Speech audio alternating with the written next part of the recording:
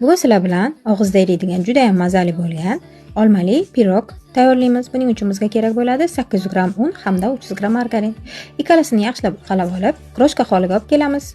Kroshkali massamizga 10 gram razrixletel, 150 gram shakar solib aralashtirib, undan keyin 3 ta tuxum sariq hamda 300 gram smetana qo'shib, yaxshilab aralashtirib, yumshoq xamir holiga keltiramiz.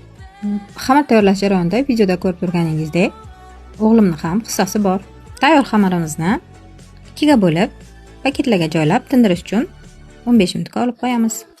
Xamirlarimizni bir chetga olib qo'yib, 10 dona bir xil kattalikdagi olmalarni olib, yuvib, artib hamda danagidan tozalab qo'yamiz.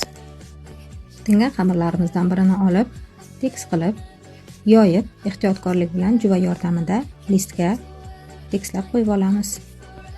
Tozalangan olmalarimizni xamir ustiga videoda ko'rsatilganday qilib, chiroyli qilib bir tekis qilib qo'yib olamiz. Olma tagiga olcha, gilos qo'yilsa ham yana ham mazaliroq bo'ladi. Ikkinchi xamirimizni ham xuddi shunaqa kattalikda yoyib olib, olmalarni ustidan qo'yib olib, chetlarini tekislab vilka yordamida naqshlar chiqarib 180 gradusga duxovkaga qo'yiladi. Hamda qizarib chiqqan pirogimiz ustidan saxarni pudra sepib olinadi. Sovigach iste'mol qilinadi.